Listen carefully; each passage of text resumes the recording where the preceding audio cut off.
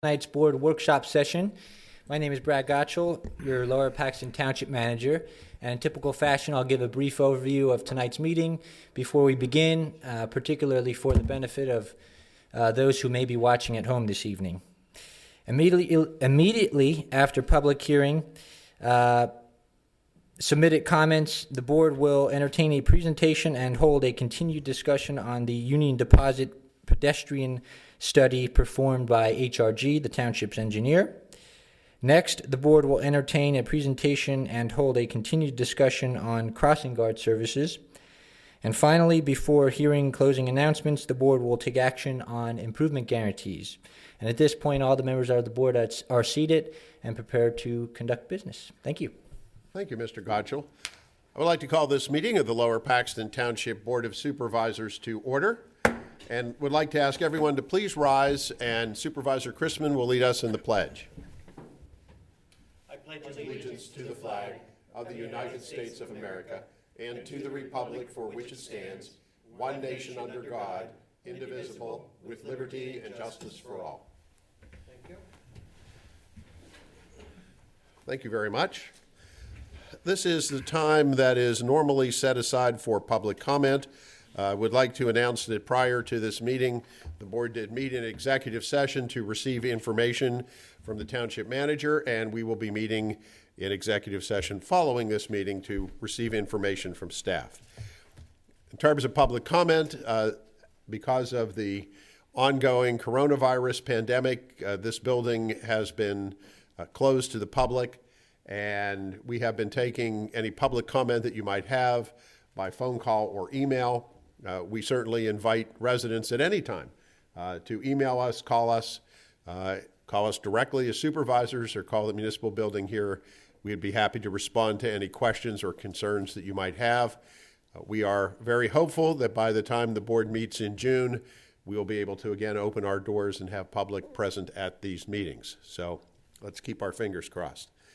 With that, we are going to begin with a presentation and discussion on the Union Deposit Road pedestrian study findings. Mr. Gottschall.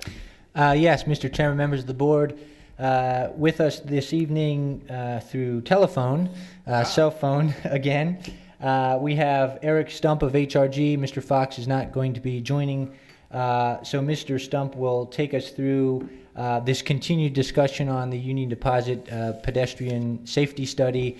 As you may recall, Mr. Stump was before the board a number of weeks ago. Actually, it's been several months now, I guess.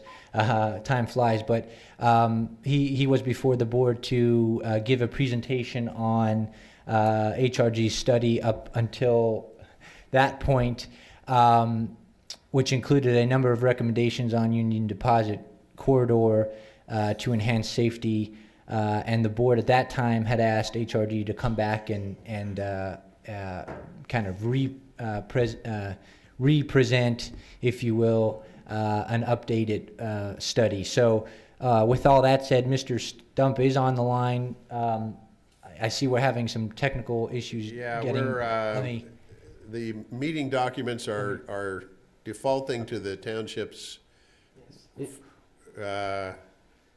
Hold on one moment. Mine's working. Yours is working? Yeah. We tested it before it came out and it was working. No, they're on that. Supposed to be this, right?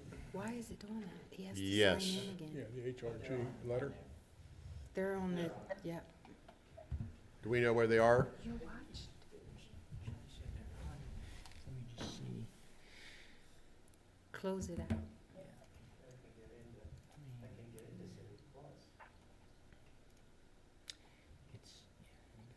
Here's, If we do that and that, there we are. There we are. So this is what I think he'll.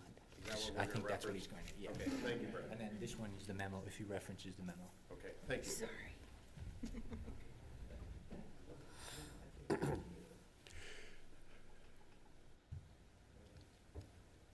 Wonder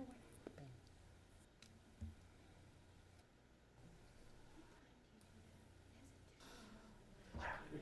It was 30 minutes. Yeah, I thought it. Eric, you're up next. Oh, okay. I'm having a little, I'm still trying to get in. I'm good. You need help? No, you are? I am. I hear a ghost. You hear a ghost. How about now? Okay. I can hear you fine, but I don't hear any of the board members or the others. I just hear background noise. We're not talking yet.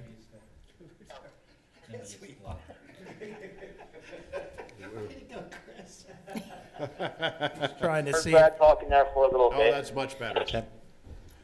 Eric, can you hear all of us? That I can hear. Hi, Eric. How are you doing? Good, how are you? Real well. There we go. Thank you. I think we have resolved, Brad has resolved all the technological issues for the moment. So if you want to go ahead. If you're ready for me? Yes. Yep, okay. So we completed the kind of evaluation of the Union Deposit Corridor. Of course, PennDOT had initially done an evaluation there through the LTAP program of pedestrian safety. I was in front of the board, I believe it was February, and discussed the area east of East Park Drive out towards Collingwood. And at that point, indicated that the traffic signs in that location were kind of right on the threshold of where a striped crosswalk could be safe in a at an uncontrolled intersection without a traffic signal due to the volumes and speeds. There's some considerations. I think we said if you did put in a striped crosswalk, we should have a pedestrian refuge there, in the center left turn area, as well as add some highway lighting so that pedestrians are visible at nighttime as well. We looked, and then also more recently, we looked at the portion between the I-83 interchange and East Park Drive. And there's been a fatality in that stretch as well from a pedestrian crossing. The LTAP study did not recommend the crossing there. We support that. I think there's just too many lanes, too much volume of traffic in that location to have a striped crosswalk.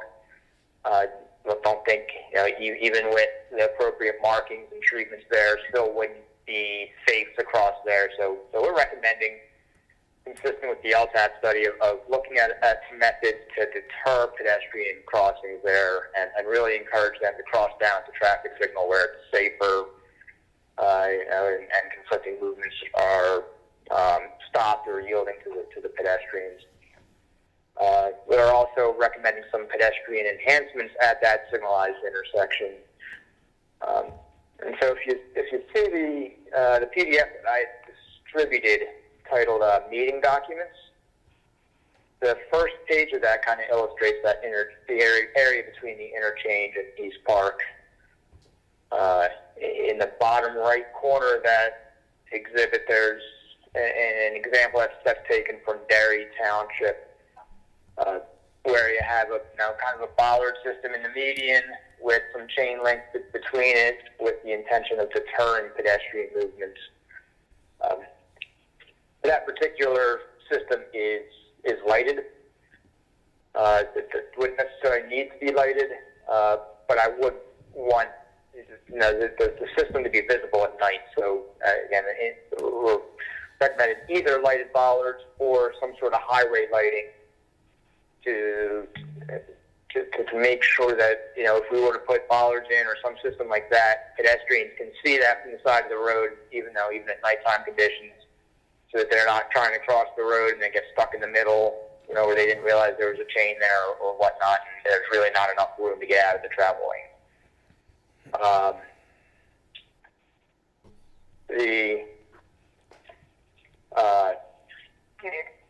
In addition to that, there's a fence along the giant shopping center there that where it kind of ends, and you can see that there's a worn path of people walking around that fence. We're recommending to extend that down at least to the driveway.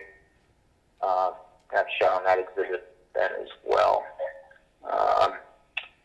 And we did note that both fatalities that occurred on this corridor, the one here and the one up by Collingswood, they both occurred at nighttime. So as I mentioned, I think highway lighting would be a help. Regardless of what system we put in here, you're still going to have some people trying to get across the road here, not going down to the signal.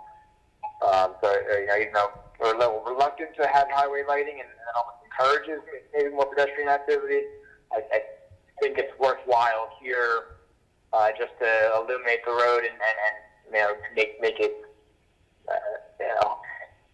increase the odds that a car may see it in illegally crossing pedestrian.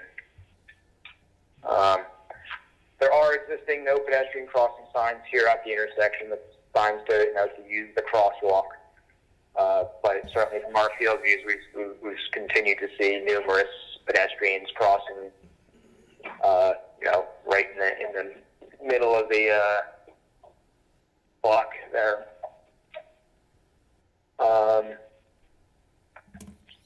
And as we were finalizing this, we reached out to Brad, had a discussion, and funding for this came up, and we talked a bit about the HATS has a new program coming out called the HATS RTP Implementation Program, and that essentially is taking a portion of the dollars that would normally be allocated into the TIP, and to get onto the TIP, it's at least a 4-year process. Something often, it's 6 or 7 years to get into the pipeline and get onto the TIP. They have a small pool of money that instead of going through the TIP process, they're going to reallocate through this new grant program. Just so that there's a little bit more flexibility to be able to spend money at that particular projects. It's an annual program starting this year, and it's $1 million for Dauphin County. They also have $1 million for Perry and $1 million for Cumberland. If by chance they don't get used for some reason, they would be redistributed towards the Dauphin County. But Dauphin County is guaranteed a minimum of $1 million through the program. And this is the first year, we thought it might be a little less competitive this year than it might be in future years because it's so new and people aren't necessarily ready for it. The grant application period would open June 1st and end July 31st. And so we thought it was timely to come in with these recommendations from the Union Deposit Study. If there was an appetite to move forward with implementation of those, that might be an avenue to do so. The grant program, it's still a 20% match, so there's still a significant local commitment to make that happen. And it would, of course, have to follow the federal process for any clearances and design and PennDOT oversight through construction.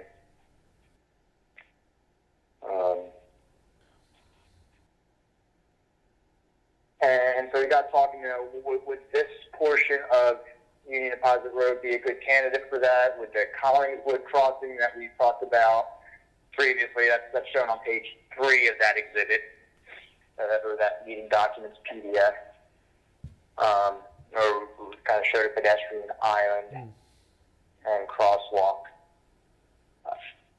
My thought was that crossing at Collingswood would be a tougher one without having some sidewalk linkages that we're adding with that. Just the crosswalk at that location is probably not going to be as competitive as it might be if we're closing some gaps in sidewalk. So what I quickly showed on that second page of the PDF is just some potential sidewalk locations to link that area and close some gaps in the sidewalk, so that could really go all the way up to the school, out to the elementary school there, and then down to the intersection itself. Of course, the sidewalk was recently installed between East Park Drive and the interchange on both sides of Union Deposit. That was done as part of PennDOT's project.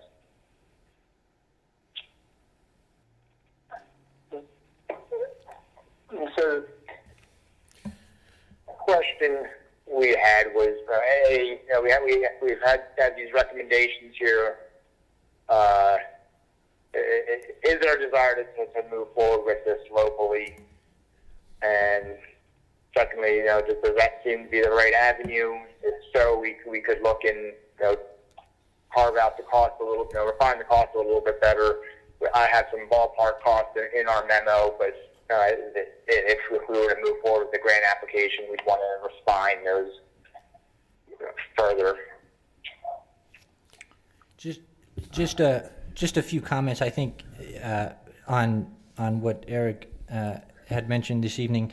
I think if we take a look at this project, and we didn't get to go over it now, but in Mr. Stump's memo to the board, the other document that is referencing the cost, and I think as he had mentioned, they need to be refined, but kind of the back of the napkin kind of ballpark number to this project is a little north of $500,000 for the project, and that includes this portion near Collingswood, as well as the portion down Union Deposit towards the interchange.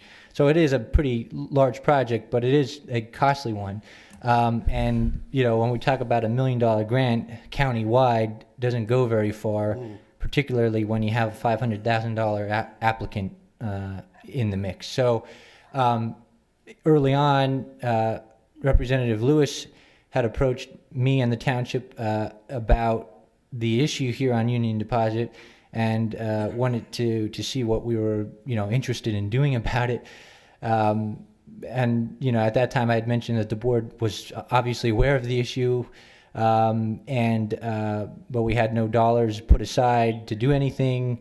And kind of what can the state do, now that they're interested in it, seemingly, what are they willing to do to have it fixed? Because overriding that whole situation is the fact that they just did a project on that stretch of road, putting in sidewalks, and they completely missed the boat. They knew of the issue, they knew the pedestrian deaths there, and they chose not to do any safety improvements whatsoever. So I think we would stand a good chance in seeking some type of state funding, whether it be through the HATS program or some other PennDOT or whatever type of state program. But so we do have the state representative's ear on this, and again, I think the project that PennDOT did there puts us in a good spot to seek additional funds for it. So we do not have any type of funding set aside for a match to this or any other grant that we would seek for a potential fix. But there is a timeline with the HATS grant, and I believe, Eric, that's coming up next month. Correct. Yeah, June the application period begins. So if the board wants to move forward with that, we'd have to identify some potential funding stream for a grant match that we don't yet have at this point in the financial situation we're in. Is that a free grant, or is that matching funds, or It's a matching 30%, 20%. 20%. 20%? Oh, with 20%. So we'd need about $100,000. Well, see, the challenge here is that we don't know yet what the impact to our revenues are going to be as a result of the way the economy has been hit with this coronavirus crisis. The numbers you provided did show that property tax revenue came in very strong. At issue can be certain other taxes. Obviously, real estate isn't happening. Yeah, adding, however necessary this project is, adding another $100,000 to the budget at a time when we're likely going to have to identify budget cuts may be something we're going to have to look to do next year if we can. Certainly later this year, we'll have a much better handle on our finances. That's my thought. I just throw that out there for. I concur with regard to the finances, but I also have a couple questions with regard to where the crossings are placed. Is Collingswood the right place to cross?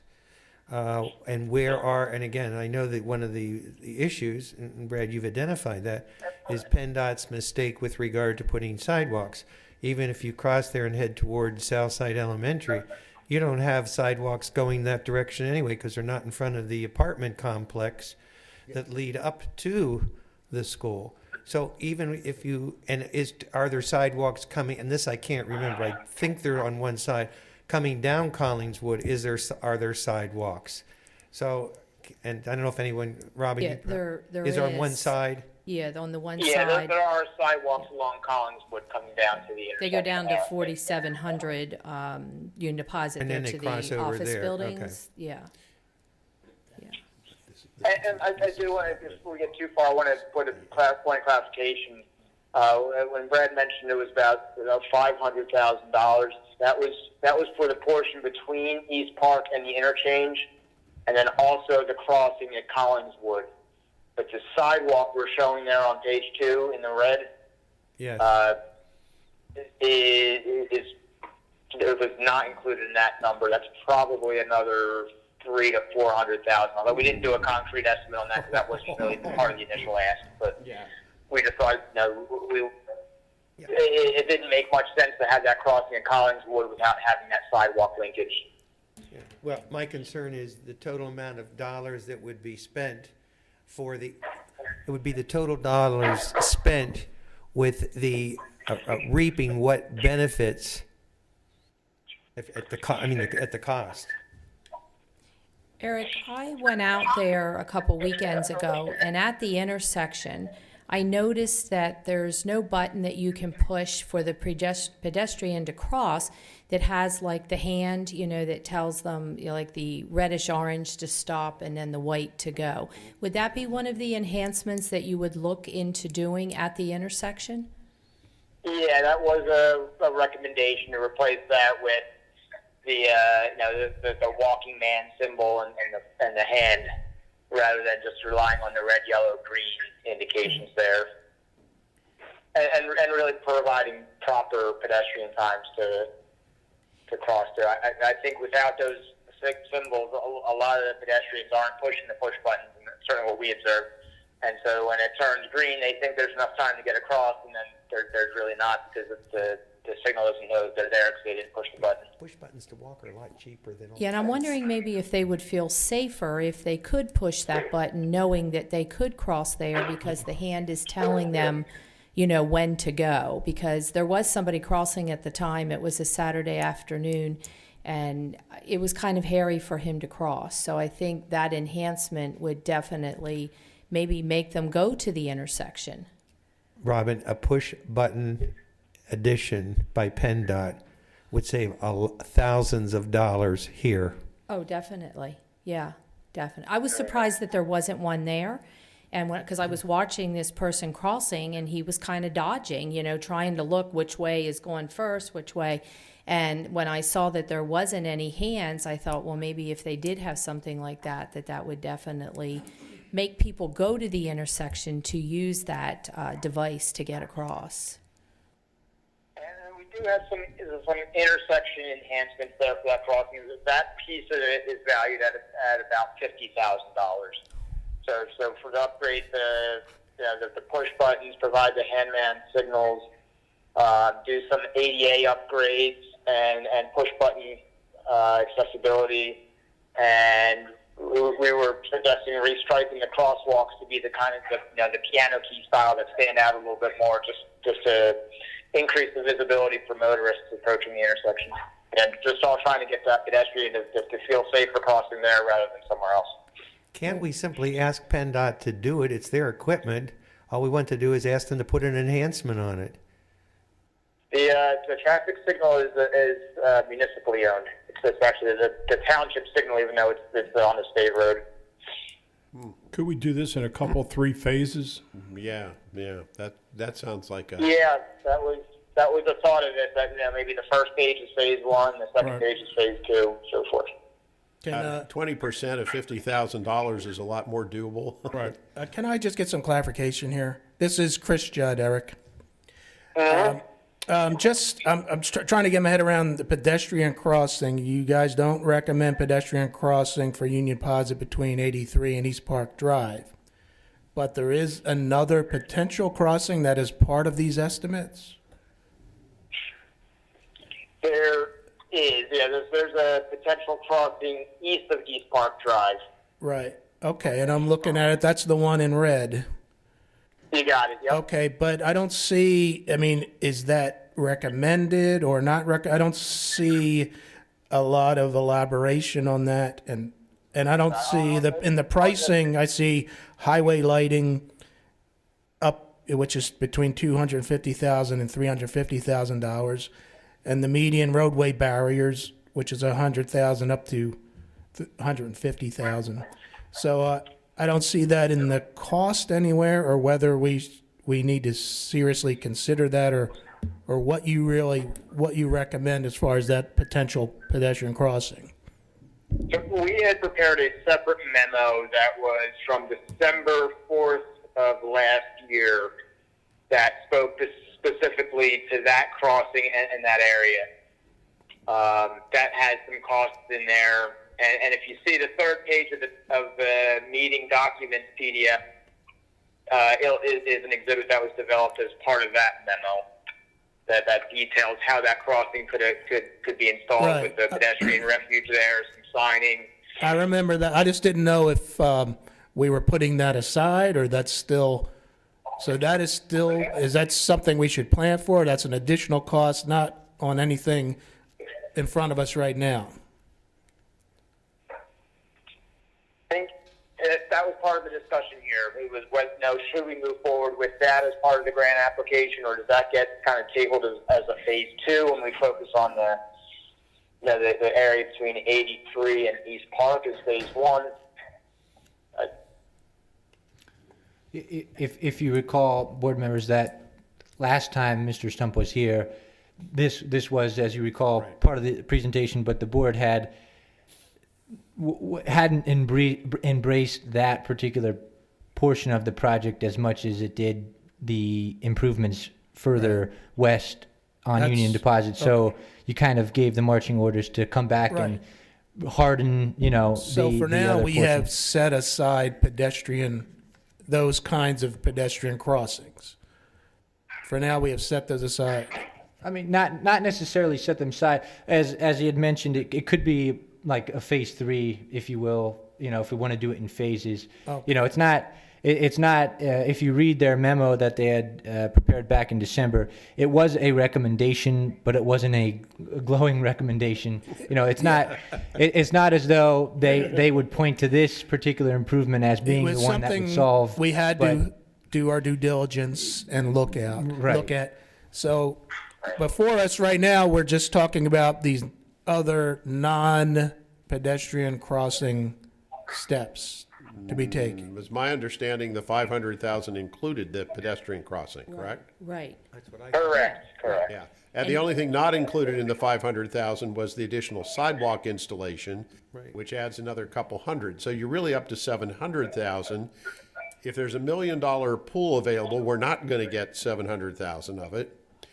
So I think Supervisor Zumas's suggestion, if we broke this into 3 or 4 parts, perhaps going first for being able to get the push-button system installed at East Park Drive at $50,000, we could come up with a 20% match with that, and we would probably have a good chance of getting a $50,000 grant, and then come back next year, if finances permit, for whatever next bite we can afford at that time.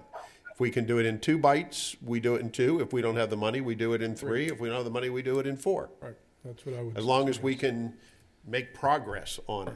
But And personally, I'd like to see something done here because we do have a problem.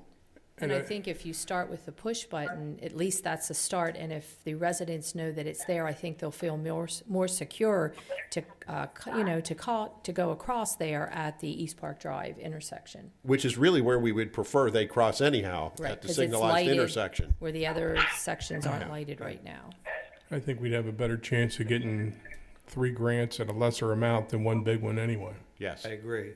Yeah. Well, just bear with me here. Where in the memo do we talk about the price or any details about that potential crossing? Correct me if I'm wrong, Eric, but I believe that level of detail was found in the first memo, the right? The previous December one. memo? Correct. The December memo had the details of the Collingswood Okay. crosswalk. Yeah, I got we the didn't feeling mention after at that all in the May presentation memo. that we set that aside as either not realistic or not anywhere close to being cost effective. Well, I think as I recall, one of the things we thought was that it didn't resolve the problem. Now that we have a more comprehensive plan, that being part of it makes more sense. So, to my way of thinking, if we go on the first bite after the handman signal, and then perhaps the second bite we go for the part between the interstate and East Park Drive, that would then allow us to determine whether or not we want to go with a potential crossing as a potential third, and we just don't make that decision yet.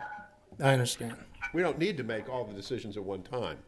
Correct. All We right. just need to decide what, if anything, are we going to do first? I understand. Sorry for belaboring. And no. I'll just say this, that as we do this, we're sounding a little clinical. We're trying to do our best, but all of us agree that we'll do whatever it takes to make this as safe as possible. It's just realistic. We have to do the math and look for sources and do what is realistic for making things safer and what the township residents can realistically afford. But we won't let anything go undone if it is a realistic plan that the experts say will really make a difference in safety. But just when people hear us doing these cost-benefit analysis, that it's just something we have to do, but safety is number one. Well, and I think one thing everybody agrees on is we would prefer to get people to make the crossing at that intersection with East Park Drive. So anything that encourages people to do that and not cross mid-block is a big step. So that might be not only the most cost-effective, but the most effective step. And I think push button is the way to go as a first step. Yep, and I agree with them. It makes the service, we make the service aware to people. They know that's a place to cross. They know they push the button and there's a safe element in which to cross. And it costs us minimal amount of dollars in comparison to the total cost that's been projected. Brad, do we have any time expectations on what might happen with Andrew Lewis's intervention, you might say? Did he say we'd get back to us within a certain amount of time, or he's going to look into something, or where we stand on that? Well, the immediate assistance that he lined us up with was the original LTAP study. So he did his part right off the bat in getting us that study, which eventually led to HRG's, concurrence and things. But so he did his part there. But now, the follow-up to that is what additional funding may be out there And to can help I us make get a it done. point? So I'm not sure of a timeline on that. I make a point about that, Brad, and funding.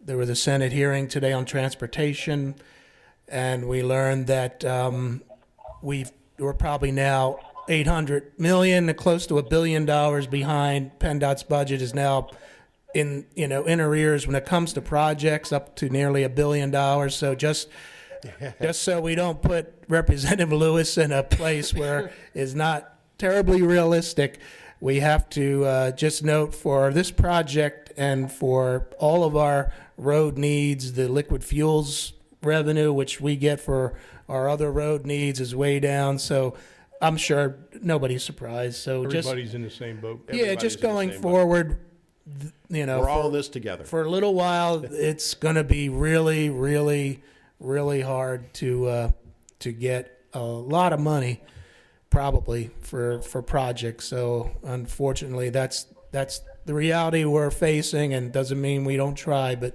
just to be fair to our legislators. And Okay, so there's what I'm hearing is a consensus around, moving forward and applying for a June grant for the $50,000 Right. to install the handman. So, if that's seems to be where we are, why don't we go that direction? See if we can get the $50,000 grant for that.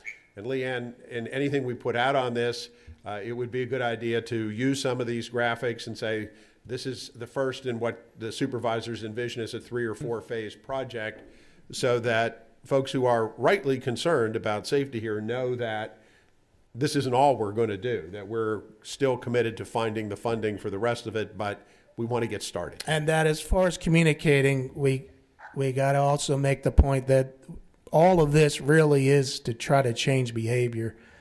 It's not like we're shoring up a bridge that's ready to fall. We're doing all this to try to change behavior, and that's something that a lot of people can do for free. Well, And I think the more we just- can educate them on where to cross after the hand buttons are put in, I think the better it'll be for them also. yes. Question of clarification, the 50,000 is just for one, not at both locations, and it is down at the lower location, the one that we are prioritizing as opposed down at Collingswood. Yeah, this would be at the Okay, I end. just wanna make this sure that would be we're the real East clear. Park- No, it's at the East Park light. Drive Union Deposit Yes. Interchange. The other one, we're not looking at a handman signal, we're looking at a crossing, and that's, Exactly, and that, all we're talking about is the push button yes, Right. at East Park It Drive. is. at East Park, and it's just Yep. one location, yes. Yep. Okay, fine, I just want to make sure we were clear and everyone was clear on our direction. All right, we're all clear? We've covered this agenda item. Thank you for Yep. your time tonight and appearing by phone. Thank you. Thank you. Thank you, Eric. Rick? All right. So, with that, we now need to have a discussion on crossing guard services. And I guess what we're doing is taking a leap of faith and optimism that school will in fact be back in session in the fall.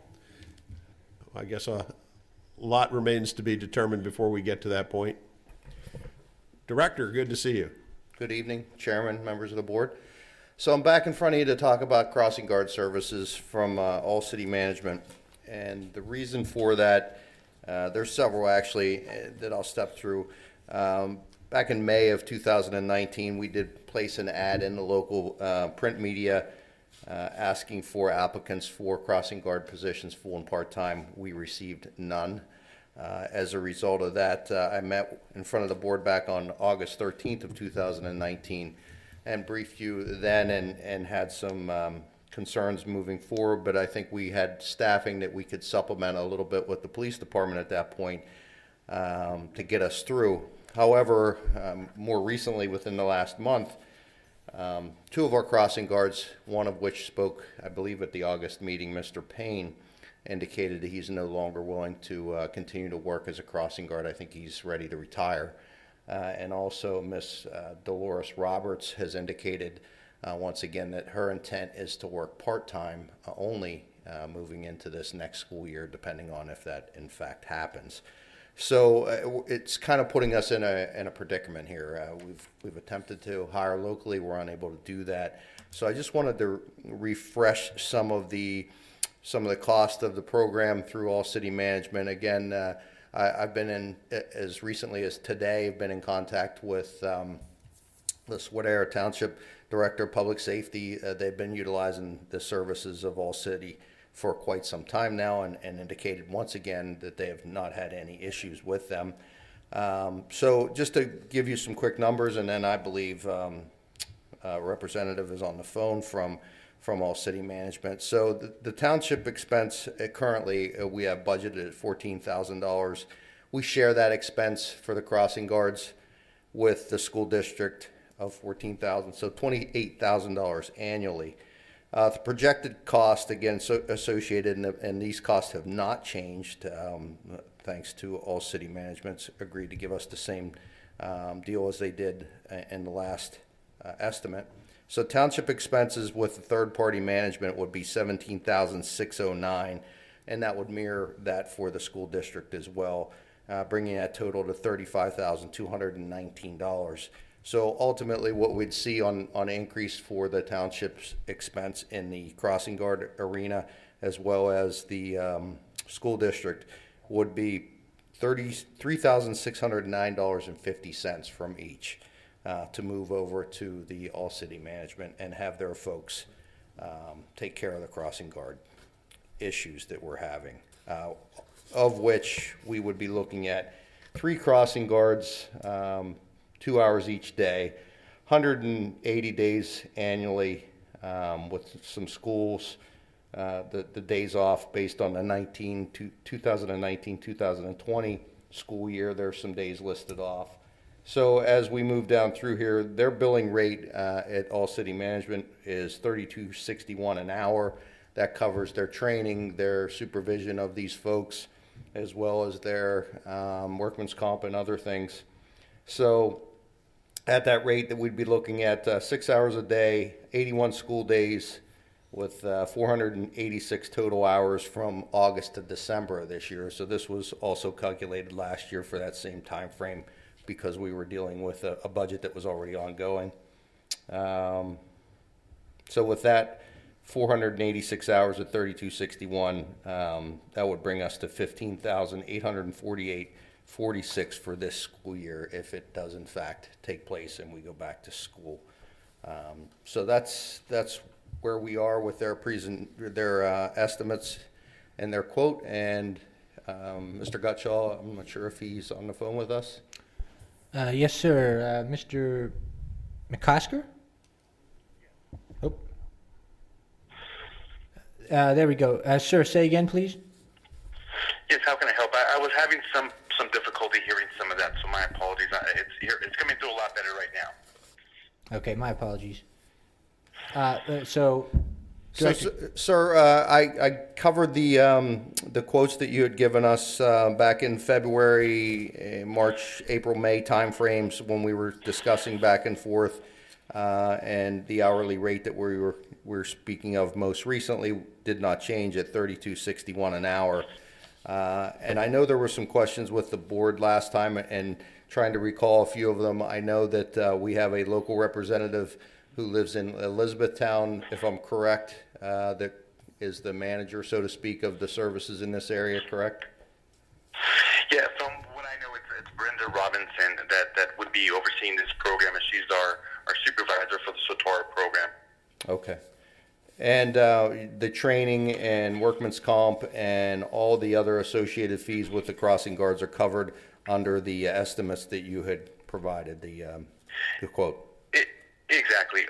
Our rate is all-inclusive and burden-free. What that really means is that we're going to cover every aspect of the program, from the hiring, the staffing, the training, the recruitment, as far as any also problem resolution, oversight.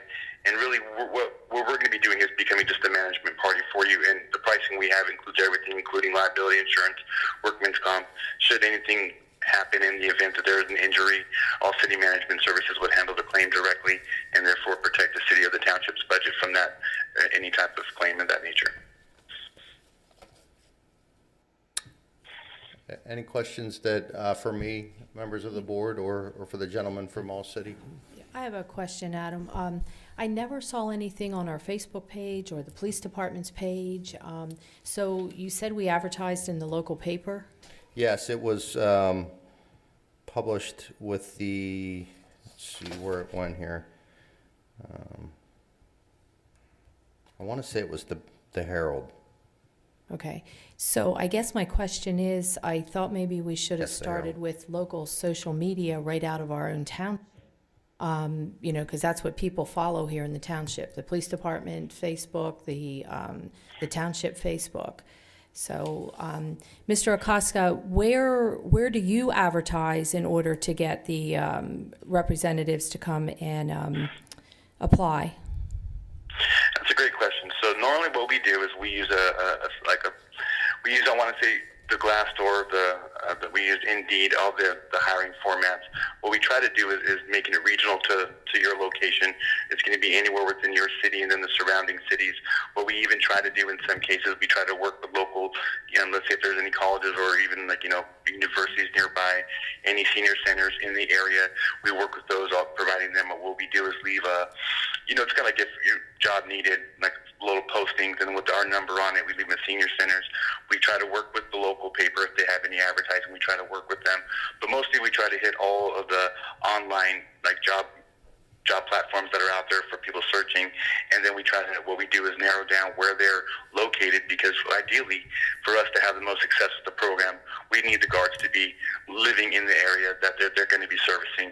That way we can confirm that they're going to be there every day. It's so much harder when they're even in another city away trying to commute, so we try to go locally first and then kind of outreach thereafter. So when you say you go locally but then outreach thereafter, how far out of our township area would you go to hire? So what we've done is in some cases we've found anywhere from 20 miles within the city radius, 20 miles out. That's where we've tried to, and anything beyond that, you'd be surprised, but we get all kinds of responses from even New York. We get from Texas, everywhere. So what we try to do is, we try to identify, number one, if there's anyone in the area. A lot of the time, though, what really helps out for us, and as far as a staffing standpoint, is that when we have programs that are so close to your programs, such as like Swatara, what we do, we have guards that are in between those two cities that may be looking for a closer assignment, and then maybe an alternate or relief guard that's in the other program, and we're able to kind of move them around based on their geographical location. So again, though, we would try to keep it within the area, but we may go outside, maybe up to 20 miles, but it does depend on the response. Okay, and then my next question is, the salary is $32.61 an hour. How much does the actual crossing guard themselves make an hour? So the guards would be getting $15.06 per hour. Okay. Thank you. And you're welcome. And members of the board, that is what the crossing guards are making currently with their workman's comp and other associated fees. They're making just over 15 an hour. I have a follow-up question. Sir, I hear your recruitment program, and that I'm assuming, and I don't like to assume anything, that you have a pool of people. Would you describe to me what your process and procedure is when one of your crossing guards is unable to perform his or her duties on a given morning, when they call in at 7:30 and say, I'm unable to perform my duties? It's a great question. Really, we addressed this in our phone interview with them, letting them know that this is a very critical assignment, and really for us, no call equals no job. So for us, they need to let us know as soon as possible. Notifying us 1 hour before their start time would not qualify as an excused absence. What we have in place is that we have a 24/7, 24-hour dispatch hotline for our guards. Anytime they're unable to make it to a shift, they're to call this hotline, and the minute the call comes in, it gets routed to their area supervisor. Their area supervisor then at that time, as soon as they're notified, would go ahead and then start contacting the alternates available to go ahead and fill a site. And so let's say, for example, and this is in the worst case scenarios, but let's say if there was a situation to where there was multiple call-outs at one day and we had no alternates available to fill a site, at that point our local area supervisor, if they're not working the site already, would then work the site until relief coverage came. Let's say in an instance to where something happened to someone, they had a family emergency and they needed to leave their site as soon as possible. Our area supervisor would go relieve them of their duties, conduct the crossings as needed until relief coverage would come in. But the process ideally is that they would call in at least about 2 to 3 hours before their start time, ideally the day before, but they'd call in this 24-hour number. It gets routed to their area supervisor, who then goes ahead and starts contacting relief guards. Now, in instances where, let's say in this one, if we don't have enough alternates available, then we'll reach out to another supervisor from a surrounding program, seeing if there are any alternate or relief guards that are available that would be able to come over and work an assignment. So in this instance, we would have the ability to use the Swatara Township Guards in the event that something like it should occur or would occur, not to say that it would. And Mr. Chrisman, if I may answer for you too, in the rare instances, much of what we're doing now when we have call-offs, when they would not be able to fill that, obviously we would be, the police department would be Right. the fail-safe to that. Which is And exactly what we've been doing. Right, and if I may add one more thing, back when I presented a previous time, I did indicate or spoke to Elizabethtown Borough Chief back when I first started beginning this process. He indicated with all city management that he had one call off in their use of all city management in the time period that he was utilizing them. In Manheim Township, when I spoke to the chief down there, they indicated there were 3 instances where they had some issues regarding coverage, one of which was the guard was in a crash on the way there. Another one, the guard was actually on site and no one realized that they were there on site in a car, and one failure to show. So their services seem to be somewhat reliable from my conversations with the chiefs that I spoke to. And my comment to that is the service is only good as the employees that are working for them and are dedicated to their job. Yes, sir. All right, I'll go out on a limb here. This is the 3rd time we've spoke about this particular issue. Sorry, Adam. We've had the opportunity through our director to consult with neighboring townships that have been using this for a long time. They're not having an issue with it. Our circumstances have somewhat changed because now our pool is somewhat dried up in terms of who we're going to use to perform the duties. At this point, I think we should seriously consider just making the decision to do this and move on. Well, we're not voting tonight, right? But the reason it came here, I think, is because we had another retirement, and I'm sure that's where we're going to go, Norm. I do hear what Supervisor Lindsay was saying. These are 3 positions.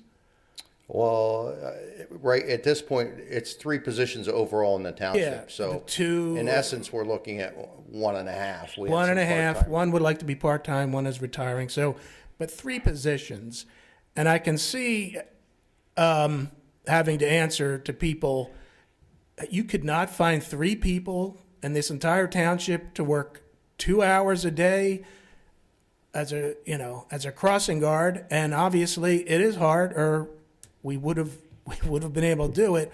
I am surprised, to my knowledge, we did no local PR campaign. We didn't do any social media or the newsletter or any local push. And sir, I don't want to put anyone.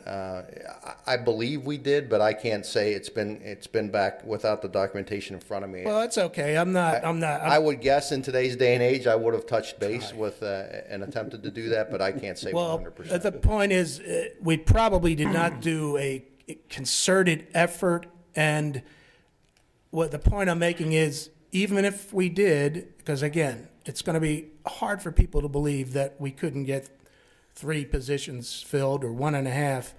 But I guess the thinking is you have to do it the next day or the next year, and you have to be managing this. You have to do the sick. You have to fill in, make sure there's somebody there to fill in when they're sick. So even though it's hard to understand on the surface why we have to contract out for 3 positions, once I hear what goes into it and the fact that you need a constant supply and there's calling in sick, and that ultimately police officers are the ones who have to be taking off of something else to fill in for that, I think when you look at it like that, you can understand why this is the right way to go. It still boggles the mind that we couldn't get 3 people in the Well, township plus. The thing is, okay, we've, as Mr. Zumas has said, we've discussed this now at length for the 3rd time. That point needs to be made, and it needs to be made clear for people who ask the question. I think we've answered that multiple times, and we should. And we have to admit, we did not do a concerted PR effort to do that. I don't We have to say Well, that. number one, I don't want to micromanage how they go about hiring their employees. And number 2, what did or didn't happen is irrelevant relative to what needs to happen. So I'm sure, and by the way, the employment picture has changed dramatically in the last 2 months. So I have a feeling there are going to be more people looking for part-time work now One would hope. than what there was before. So, how this occurs should be left up to them to figure out and provide us with the staff. So, I think we've discussed this repeatedly. We ought to arrive at a decision point. Put it on the agenda. Next time, we'll vote for it. Understood. Okay. I just think, I'm just going to say my 2 cents. I just think that we should try one more time because I personally don't think we did enough social media out there because people do not read the paper. So that's just my point. So. Can we do this? Can we put it on the agenda for next week and everybody can vote however they want? And where the chips fall, they fall. Everybody gets a vote. Adam, just as a footnote, you may want to revise your number. Schools for students are in session more than 180 days. That's I'm that's sorry, the sir. minimum state mandate, but Central Dauphin School District is in session with its students more than 180 days. So if you're doing your math, you may want to change the 180. Okay. All right, very good. Thank Yeah, you. I can make that Thank you, sir. adjustment. Appreciate it. Thank you. And with that, we have, Thank you. we're sorry, there's not a web page for that. Well, we only have one. So subdivision, we have an improvement guarantee. There's just one. Does anybody have any questions on it? Hearing none, does anybody wish to make a motion? I'll move we improve the improvement guarantee as recommended by Mr. Gutschall. So moved. Is there a second? Second. Moved and seconded. All in favor signify by saying aye. Aye. Aye. Do any members of the board have any announcements or comments you would like to make? No, be safe. Yeah, well, we're hoping everybody will be safe. Our next board meeting will be 1 week from tonight, Tuesday, May 19th at 7 p.m., right here in this meeting. And again, for this meeting, any member of the public who wishes to comment on the agenda, which is always posted on our webpage, is on our social media. If anybody wishes to comment, please provide us with a phone call, preferably an email. We're more than happy to take any comments or questions that you might have. And again, hopefully by June, we'll be able to have public present at the meeting. Anything else, board members? Is there a motion to adjourn? So moved. So moved. Is there a second? Second. All in favor, aye? Aye. Thank you.